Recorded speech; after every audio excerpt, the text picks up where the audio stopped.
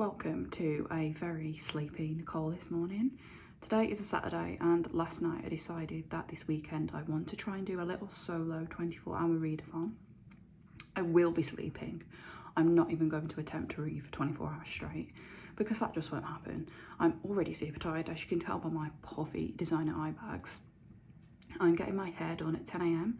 It's currently about 8:15, so I think I'm going to have some breakfast and then try and get in about 40 minutes to an hour of reading before I go to the hair salon. And then whilst I'm actually at the hair salon, whilst the bleach is setting in my hair and whilst the dye is setting in my hair, I'll be able to get in a little bit more reading before I then come back home. So I'll take you along with me. Actually currently about halfway through the reformatory by Tenana Review, but I feel like it's cheating to kind of start a 24-hour readathon with a book I'm already in the middle of. So I'm going to park that until Monday. And I'm going to show you the little pile of books I've put together that I'm hopefully going to read in the next 24 hours. Definitely won't be getting to them all, but I've got a few choices. 6 books here. 2 of them are super short, so I'm probably definitely going to read those in the next 24 hours. I'll probably fly through them. And then I've got 4 that are slightly longer, so I need to kind of pick and choose between those. The 2 short ones I'm hoping to read are Two Women in One and a book from Hiromi Kawakami that I've not read yet, which is a short story collection called Dragon Palace. I then have, I also wanted like kind of a variety of genres to an extent. I have Little Deaths by Emma Flint, which is a sort of thriller that I have had on my shelf for a good 2 or 3 years now, so I thought this might be a good excuse to actually get around to reading it.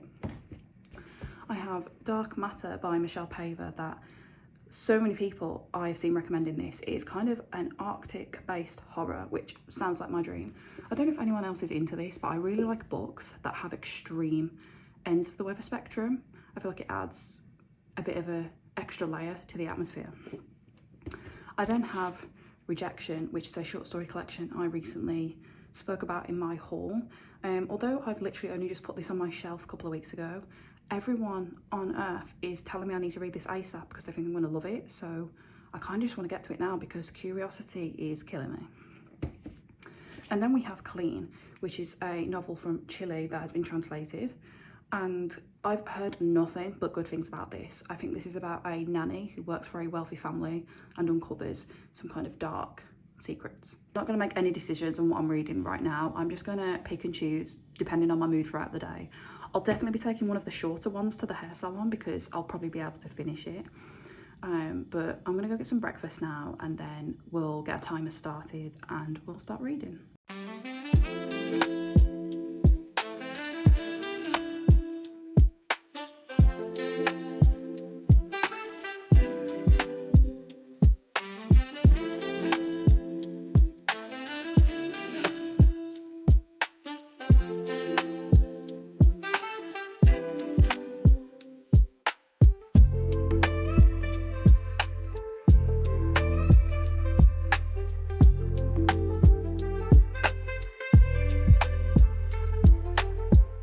I'm sat.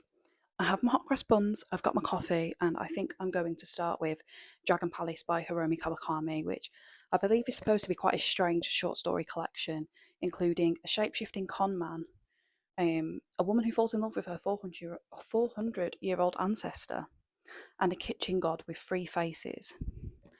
So I'm going to try and read a good chunk of this before I need to leave to go to my hair appointment. I need to leave in about an hour, so I will let you know how I get on.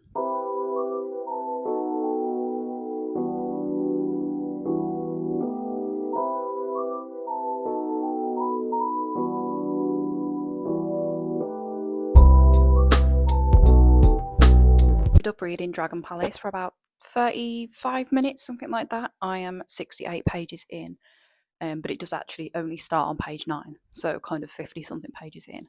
I am 3 stories in, and I can't lie, I'm not loving it so far.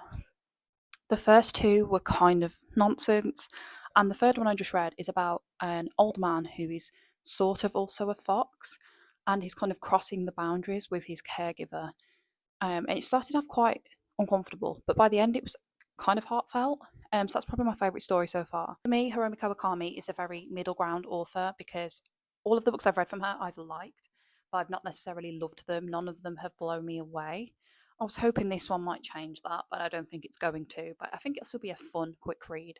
But I'm going to go leave to go get my hair done now, and hopefully I'll be able to either finish this or read most of it whilst I'm at the hair salon.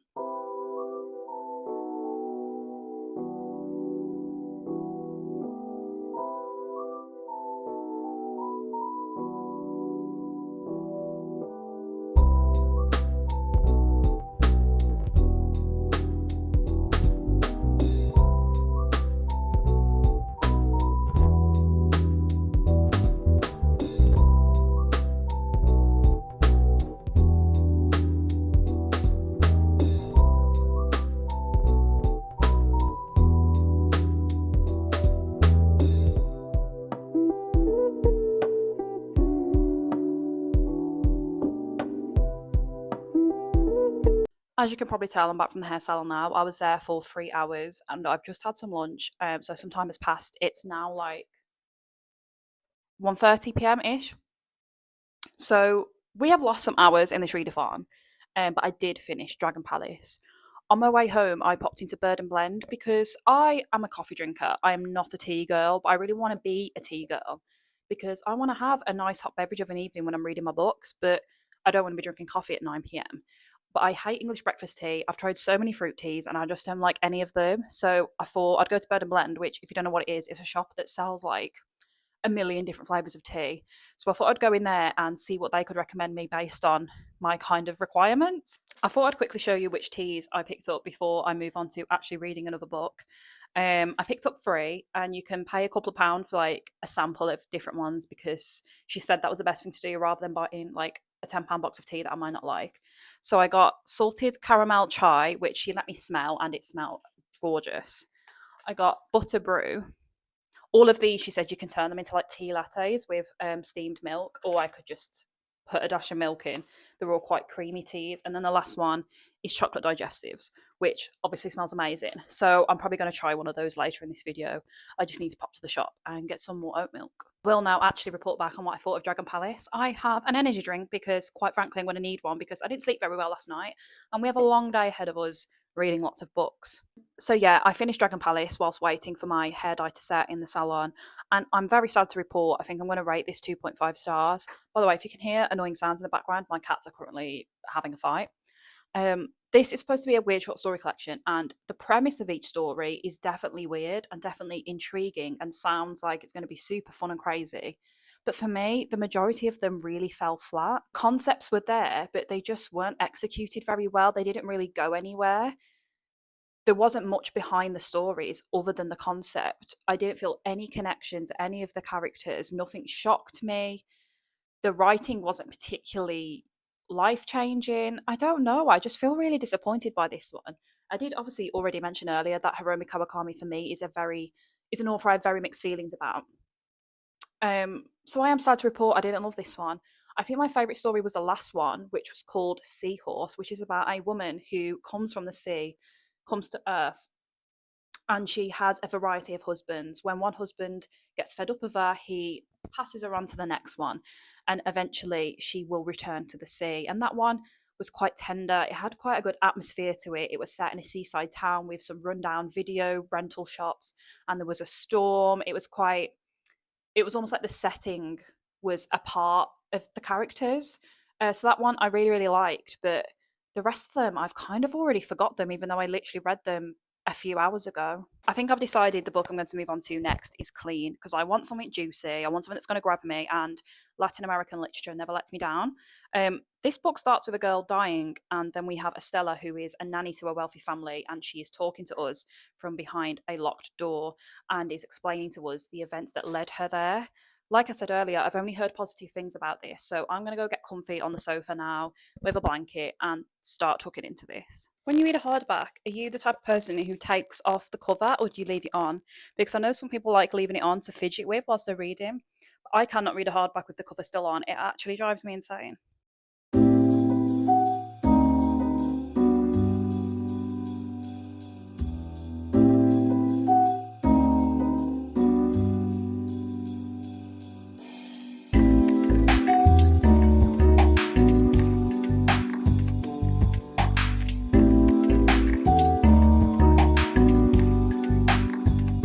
I'm 85 pages-ish of my way through clean, which is about a third of the way through, and it's about 2:30. I'm getting through this super quickly, because it's quite compelling. It is, I guess, a thriller, so that's the kind of book you just kind of plow through.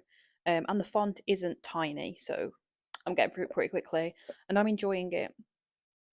We are being spoken to by the nanny.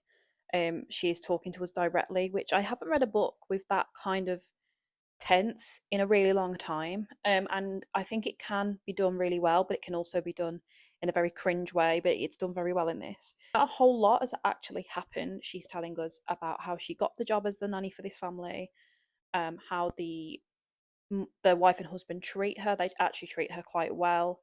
Her relationship with the child that she looks after. And we know we're leading up to something because we know she is locked in a room. I have no idea how we're going to get to that point. I feel like it's going to be one of those books that's a huge slow burner. And then when you get to the end, there's going to be a huge climax, or at least I'm hoping there will be. There are quite a lot of books in the world that are about a nanny working for a wealthy family. And inevitably, they often commentate on class and politics and the disparity between those who are wealthy and those, I guess, who have grown up in poverty or with not so much money.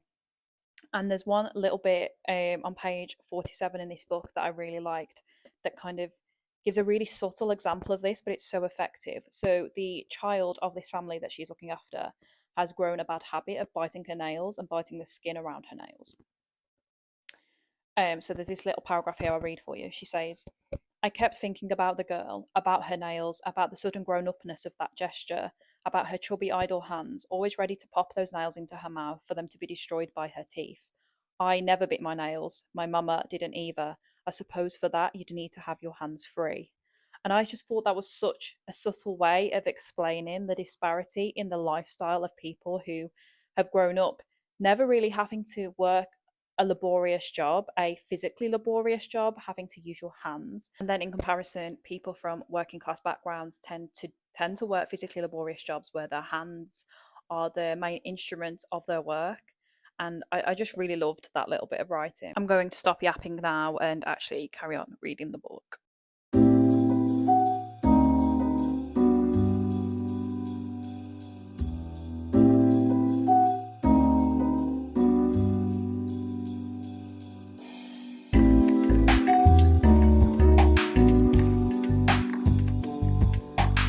Hello again, I am on page 132 and I've just taken a pause because an animal has just been harmed in this book and I didn't expect it, and it made me feel really upset and really uncomfortable, and I had no idea that was in this book. I just want to let you know, in case you were interested in reading this book, it's not super graphic or anything, but it is quite an intense little scene in a couple of pages, so definitely just wanted to give people a warning in case you were thinking of reading this. I'm going to carry on.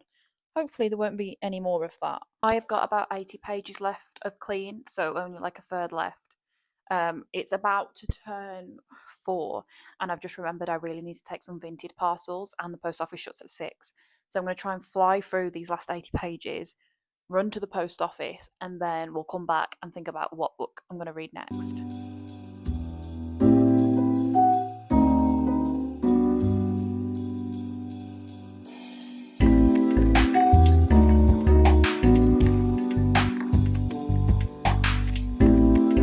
Just turning 4:30 and I've just finished reading clean. So now I'm going to pop out, get these vintage parcels sent, and then I'll come back, give you my thoughts on clean, and then we'll try and figure out what book I'm going to read next.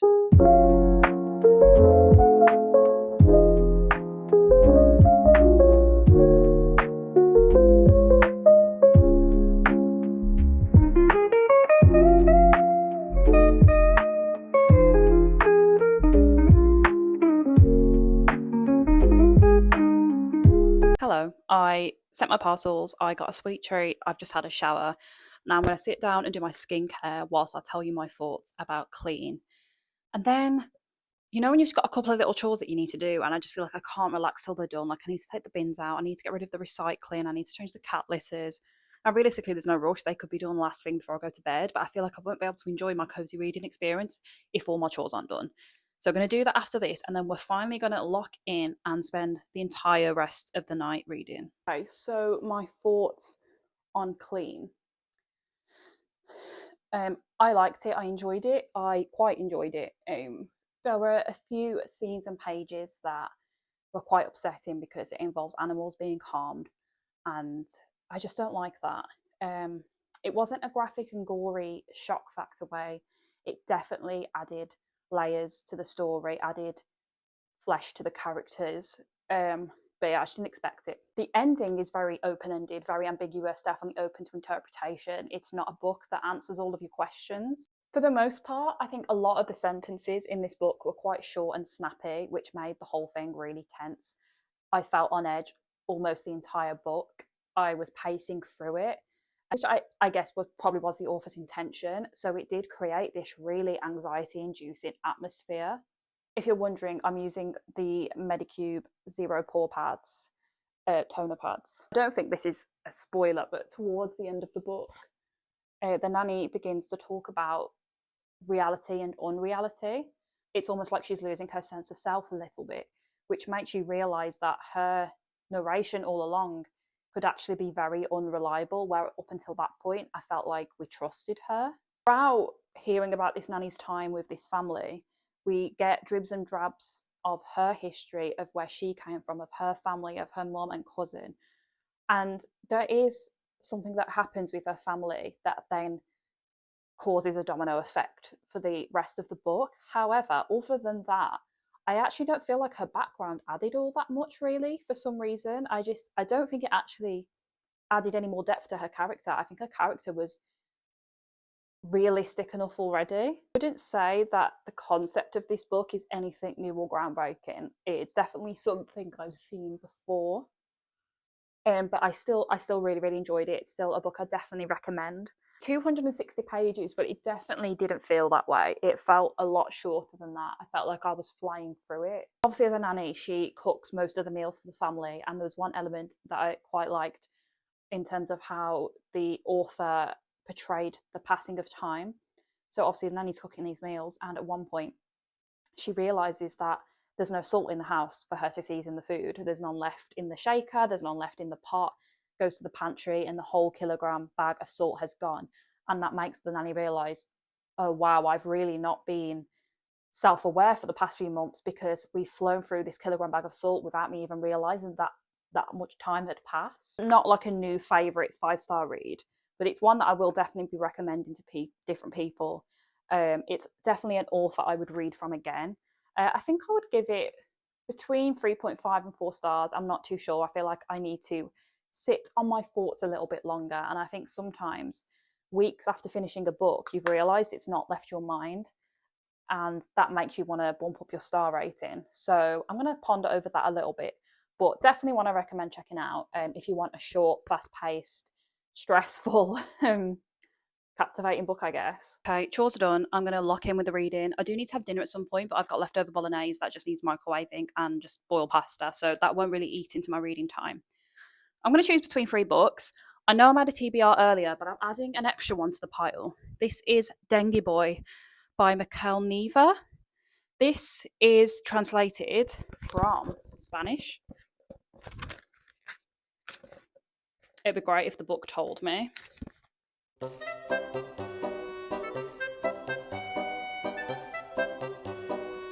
Find a sentence anywhere in this book that tells you what language it's translated from. I'm presuming it's Spanish because the author is Argentinian and books from Argentina are usually translated from Spanish. But the book doesn't actually tell you. And this is one of my pet peeves. There's so many books that are translated that I've picked up, and nowhere in the entire book, front to back, can I find what language it's translated from. I digress. I kind of want to add this one to the pile because I've seen people saying this book is like absolutely batshit crazy and wild. It's set far in the future, like 2200 and something, where most of the world is submerged underwater. And we're following Dengue Boy, who is a humanoid mosquito, and everyone else who is still remaining on the parts of Earth that are habitable are repulsed by him. I just finished reading Clean, which was kind of a thriller. I am debating what genre to move on to next. We have Two Women in One. This is by the same author as Woman at Point Zero, which is a book I absolutely loved. This is about an 18-year-old medical student who is also the daughter of a prominent Egyptian public official. And one day, her meeting with a stranger at a gallery sparks her journey of self discovery. If Woman at Point Zero is anything to go by, this book will probably be really powerful and poignant and beautiful. And then the other book I'm thinking of reading next is Dark Matter by Michel, which was the kind of Arctic horror I mentioned earlier. So I need to decide whether I'm in the mood for something kind of literary and life changing or cold and scary. And part of me just kind of wants to read Dengue Boy because I'm intrigued. I'm going to put the 3 books on a wheel spinner on the internet and read whatever book it tells me because I simply cannot make a decision right now. I spun the wheel and Two Women in One was the winning book. So that's what we're going to start. I'm going to get cozy on the sofa. It's only a super short one, so it probably won't take me too long. I know it's probably boring just watching me read from the same spot in my house all day, but I promise we will relocate to the bedroom later, which is so exciting.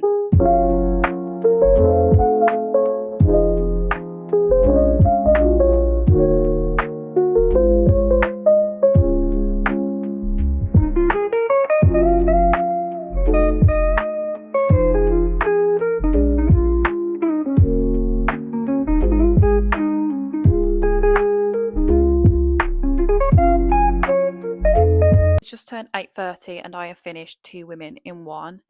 This is by Nawal saadawi and is translated from Arabic by Osman Nusairi. First third of this, I was worried that I wasn't going to like it. It wasn't making much sense to me. I felt like it was going over my head. I felt like I was missing something.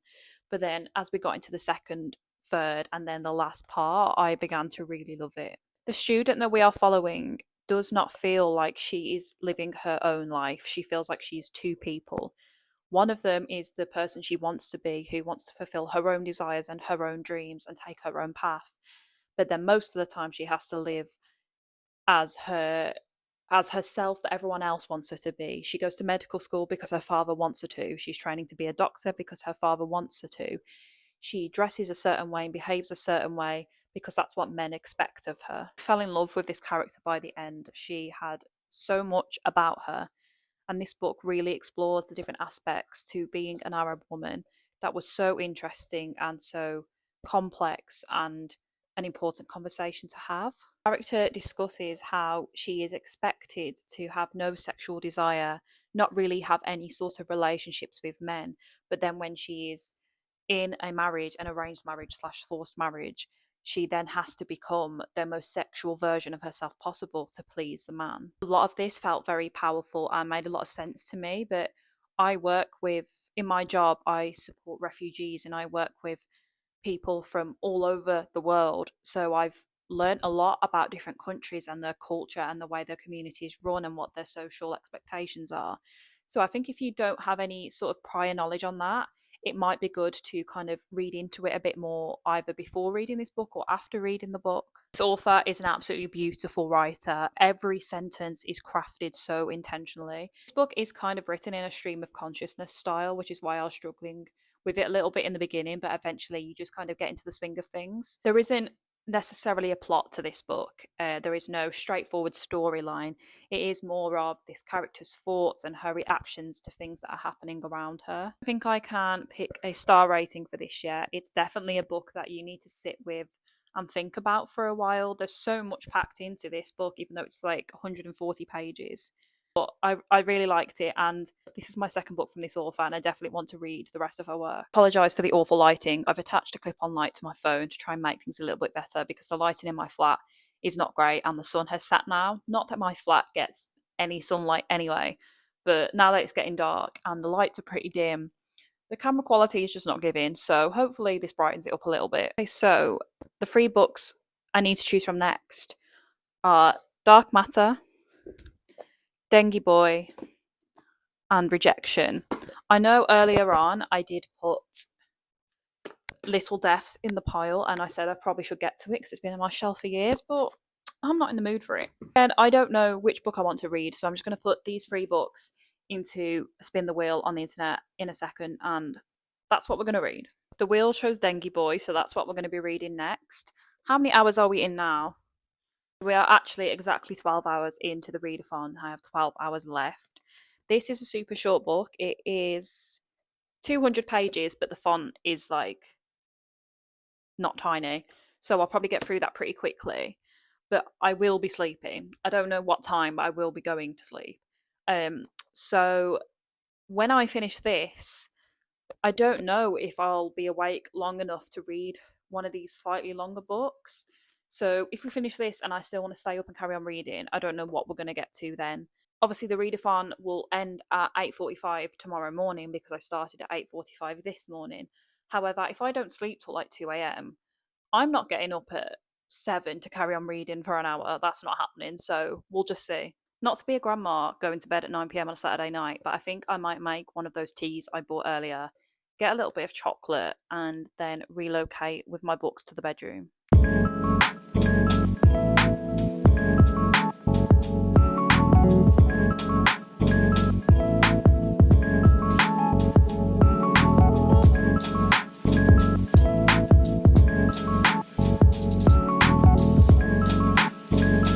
I'm in bed. It's like 9:15, something like that. I've got Dengue Boy ready to read and my chocolate digestives tea to try. I hope I like it. And I will check in when I'm maybe a third of the way through, something like that. I've noticed about filming this readathon today is that because I've constantly got my phone propped up, I'm not using my phone anywhere near as much. I'm not doom scrolling social media. I've just genuinely been doing my chores, going about my day and reading, which is actually really nice because usually my screen time is way too high.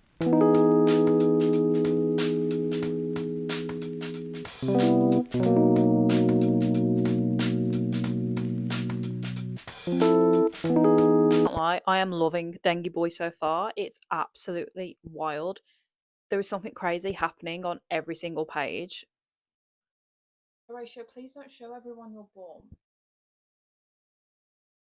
So we have Dengue Boy, who is a mosquito humanoid, and he comes from poverty. Him and his mom live in a tin shack, and everyone at school bullies him for the way he looks. They make comments about how he would have been conceived.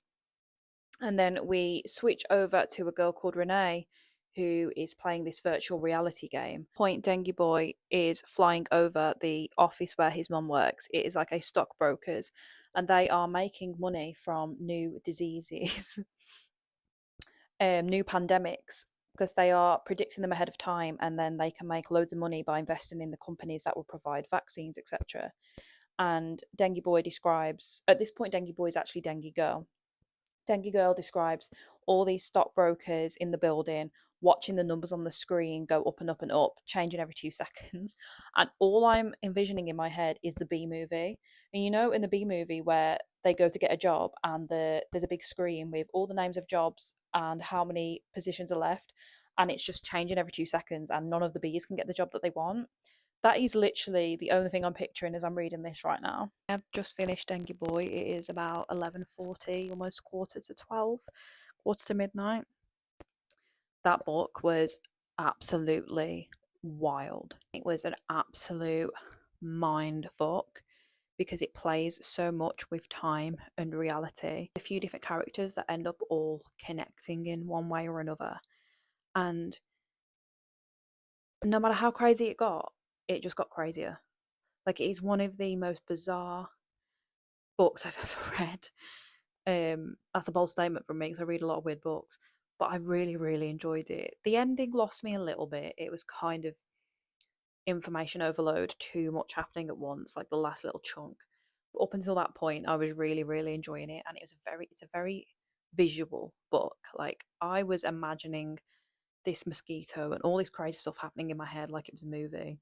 If you want something that is not like anything you will have ever read before, then definitely pick this up. I am really glad that The Wheel chose this book for me because I don't know when I would have got to it otherwise. It's going to be one that is hard for me to talk about and explain and recommend. It's going to be hard for me to tell you what I liked about it or what I didn't like about it because it's just crazy. There was one really cool part that I, for some reason, just really enjoyed. So obviously, this is set really far in the future. You know, the world is destroyed by the climate. Remains of Earth is extreme high temperatures, and a company trying to make money off people invents a winter cruise because people on Earth in this year have no concept of what winter is or what coldness is or what snow is because for them it's never been in their existence. I don't know what else to say about it because I'm like almost laughing at how ridiculous it was, but in a good way. Obviously, it's almost midnight and I am starting to feel quite tired now. But I think I'm going to pick up Dark Matter. I don't think I'll be finishing it before I sleep because my eyes are heavy. But I'm going to get started with it and let you know where I get up to, either tonight before I sleep or in the morning after I've slept. Even if I don't finish Dark Matter, I've already read 4 books today, so that is an amazing amount to read in 24 hours. I know they're not super long books. Going back to reading The Reformatory by Tanana Rivdu after this readathon is going to feel difficult because that's a 600-page book. There's a lot going on, there's lots of characters, there's lots of intertwining storylines, and trying to read that on Monday after this weekend is going to hurt my brain.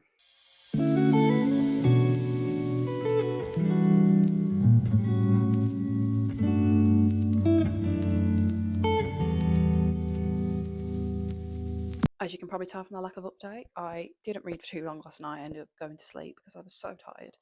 I read about 42 pages of Dark Matter and I am loving it so far. I thought I was going to feel all booked out today, not want to read, but I actually really want to carry on reading this because I'm so intrigued. It's already quite eerie, even though they've not even reached the camp in the Arctic yet. They're still on the boat. We read 4 books in total, which I'm very happy with. I am doing another readathon with my friend Rachel very soon. And I think for that one, because we'll have each other as company and we've got like time off work, I think we are going to try and stay awake for as long as possible. Still probably will end up sleeping a little bit, but that'll be interesting to see how much I manage to read when I actually have more awake time. I am going to go and edit this probably tremendously long video now, but I hope you enjoyed it. I hope you enjoyed hearing my thoughts along the way. Let me know if you have read any of these books and what you think of them, or if you're going to read them after watching this video. Please come back into the comments and tell me what you thought, because I am so intrigued, especially about Dengue Boy. I really want to hear